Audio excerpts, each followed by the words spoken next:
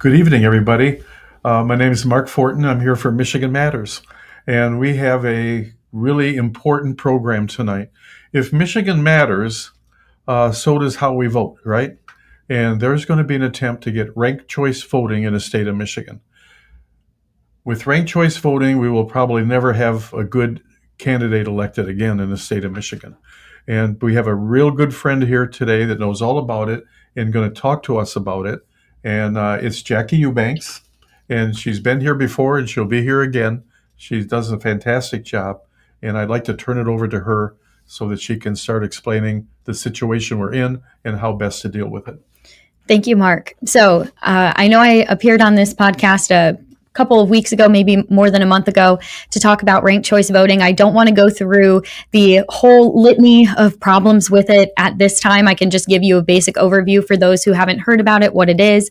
It's essentially a method of voting where instead of just picking one candidate for a given race or a given seat on the ballot, you are asked to rank all of the candidates running for that specific seat in order of preference. So you would fill out bubbles next to the candidates that say first choice, second choice, third choice, fourth choice, etc.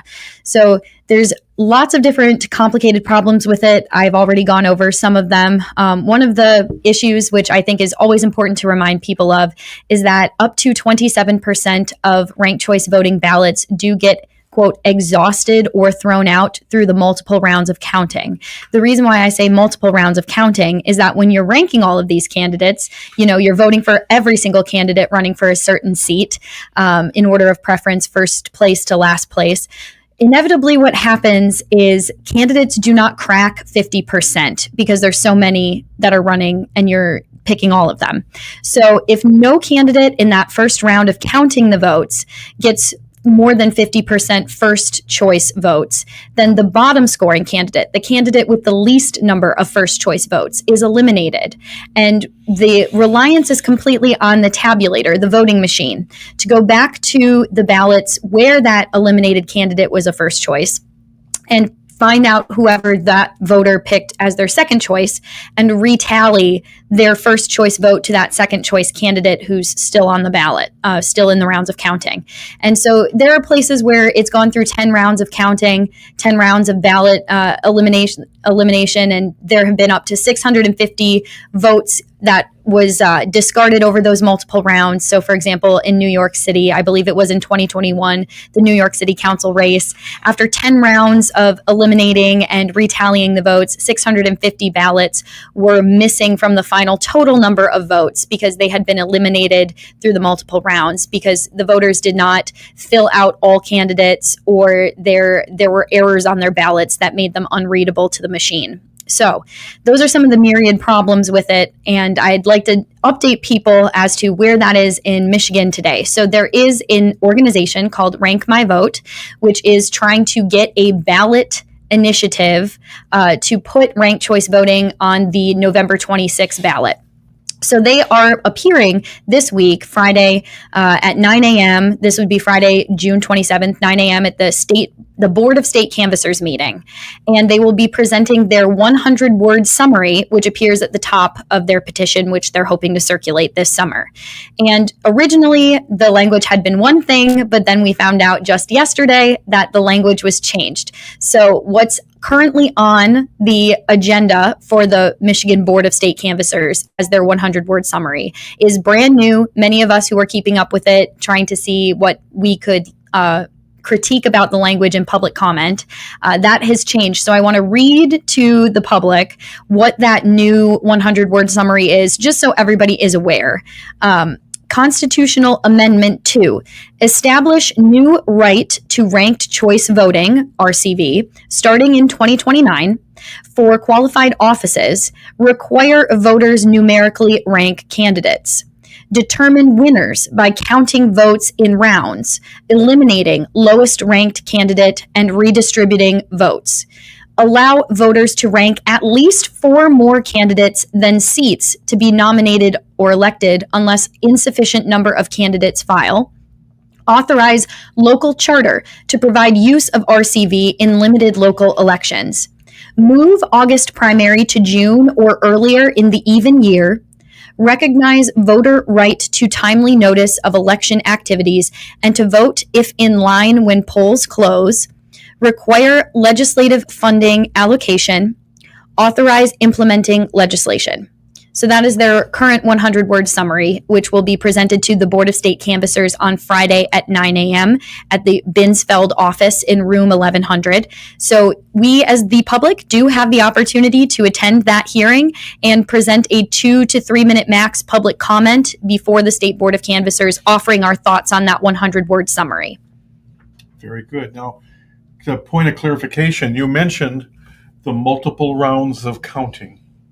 There is not a multiple rounds of voting. You're voting once, but you're doing it by going down this list and making your choices in order, which means the machines that we hate, the machines that most Michiganders want to get rid of, will be doing all that tabulation.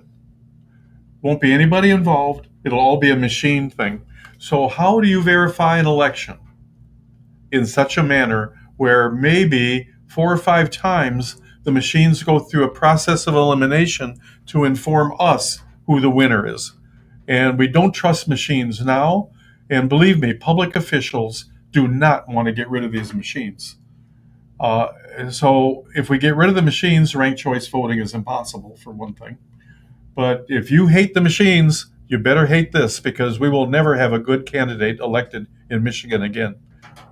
We've had a very hard time getting good candidates elected in Michigan. But this ranked choice voting is a real poison in our society. It's a poison in Alaska and somewhere else. In Maine, Alaska and Maine, yes. Yeah, look at our 2 Republican senators from Alaska and Maine. They're there because of ranked choice voting, and they're left-wing Democrats running as Republicans. They are rhinos, both of them. In fact, the Alaska one, I think yesterday, I saw something somewhere where she said she's toying with the idea of changing parties if she thought she could help Alaskans more. Well, if she wants to help Alaskans, she'll vote for Trump's agenda because it'll make them wealthy and free and everything else. But socialists aren't interested in that sort of thing. But that's what you have in Alaska. Yes, and it's deeply unpopular and caused extreme low voter turnout. So when it was implemented in Alaska in 2022, voter turnout dropped to the lowest in Alaskan state history at only 44% of people actually casting a ballot in that election, which is devastating that you're looking at less than 50% of the eligible voter population actually turning out. I mean, that's a crisis if you ask me. If we are a democratic republic, we would encourage as many eligible voters as possible to participate in our elections. And the fact that it dropped so low after this was implemented suggests that it's confusing. It's difficult for everyday voters to grasp this new method because it's so new. It's not traditional. It's not historical in the United States.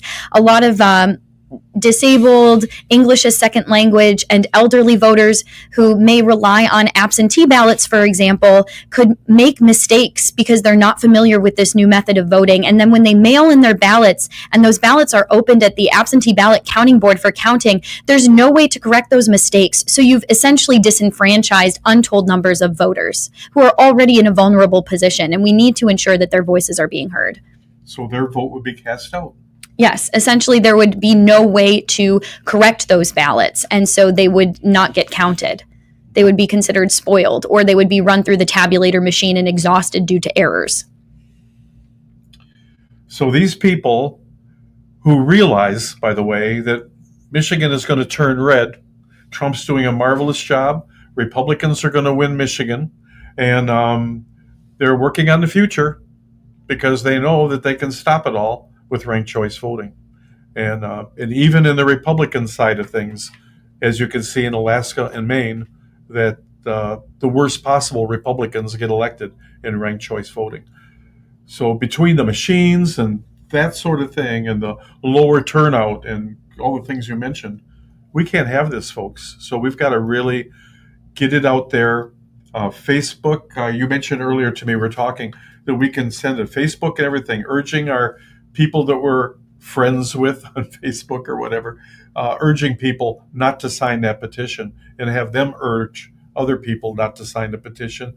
Let's make sure it stays off the ballot, and we don't have to come up with millions of dollars to fight it. I also want to take a moment just to encourage people that this hearing, you are able to send in your own comment to the Board of State Canvassers. So if you can't make it all the way to Lansing at 9 a.m. to give a public comment before the board, you can always email your own thoughts on that language. You would need to. There's a couple of requirements, of course, when you're emailing them. You have to address the whole board. You have to say to Chairman Hauskamp and the rest of the board members, you have to include a Thanksgiving greeting, like, thank you for allowing me the opportunity to make a public comment about this.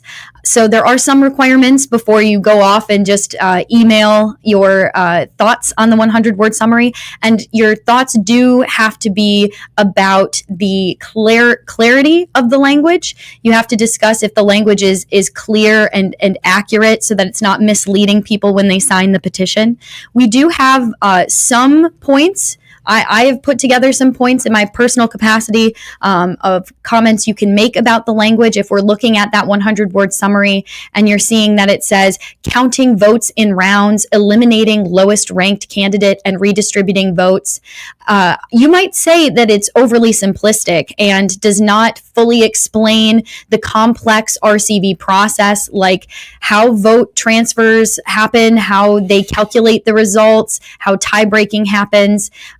So there's lots you can say about the language, but again, you have to stick exactly to what's in the 100-word summary. You can't just say, I don't like ranked choice voting because of this. You have to look at the 100-word summary and be specific as to what part of it you think is not clear or could cause confusion to anybody who's looking at the petition considering signing it.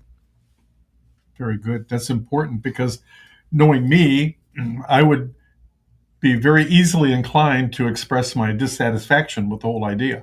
Whereas really this meeting is strictly about the language of that 100-word summary. Yes, okay. Exactly. It's important to keep that in mind.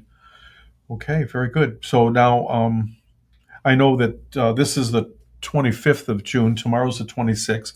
Tomorrow, Michigan Matters is having a meeting at Shelby Gardens. You can find details at michiganmatters.org and the newsletter, and that will be 6 o'clock tomorrow. Jacky will be there to talk about this again because it's very timely. It's coming up on Friday, right? Yes, Friday at 9 a.m. The next morning, so we want to warn people about that.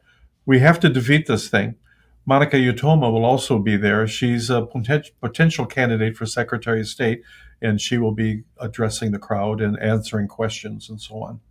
So I hope you can make that. On July 1st, we're having a euchre night at the office at 3909 Garfield. You can find more information about that in the newsletter. Now, if you want to get the newsletter, go to michiganmatters.org, and at the top, you'll see where you can sign up for the newsletter. It's free, and you'll get it every week, and you'll know what's going on in the area, that kind of thing. And then Veterans Returning Home, which is a fantastic organization, they're having a blowout sale, their new building, and that's going to be Saturday, I believe. And that too, the details you'll find on the website and on the newsletter. And so I hope we can see you tomorrow night at the meeting and get a chance to see Jacky and hear more about this. Is there anything else that you had to say about it? I'll add that if this petition language, this 100-word summary, if it is accepted by the Board of Canvassers, then at that point, the Rank My Vote organization has said they will begin circulating those petitions in earnest beginning 4th of July weekend. So they have already stated that they are intending to go to rest areas, I believe probably also parades, fairs, festivals. So just be aware that you will very likely see those petition circulators out and about that weekend if this language does get approved by the board. So again, it's important that if you have any concerns about that 100-word summary, you should exercise your right to submit your public comment. And again, you can do that by emailing the Michigan Board of State Canvassers, or you can attend the public hearing on Friday at 9 a.m. in Lansing. Yeah.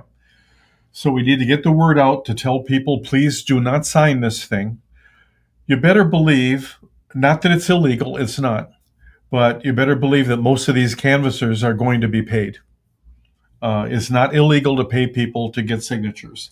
However, it is a sign that the attempted petition is not organic. It's not coming from the people. It's coming from somewhere else. Yeah, there are a number of sponsors to this organization. One of them is Fair Vote. Fair Vote, I actually looked up some donation records for this organization and found that they were one of the major donors. Fair Vote is a progressive organization out of DC. And the reason I say progressive is because they promote things like overturning or abolishing the Electoral College, for example, which is a progressive position. Conservatives tend to support the Constitution as it was written by our founders and as it currently stands as amended in many cases.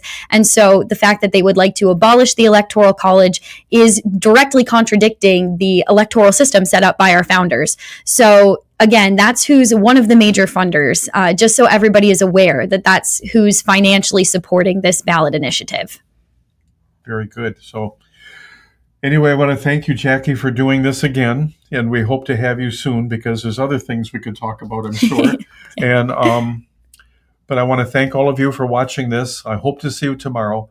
Please get the newsletter so you know what's going on in the area. And go to michiganmatters.org.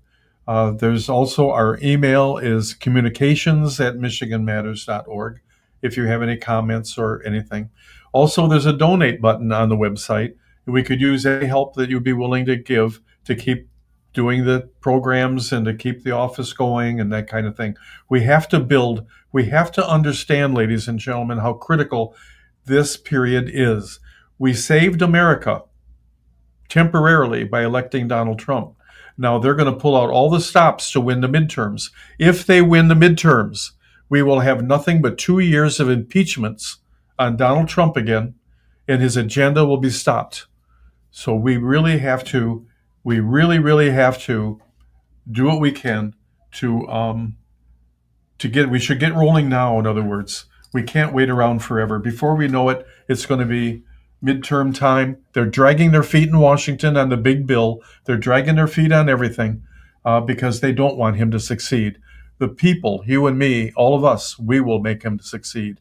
So we need to take his back and go for it. So thank you very much. Thank you for watching. God bless America, and we'll see you next time.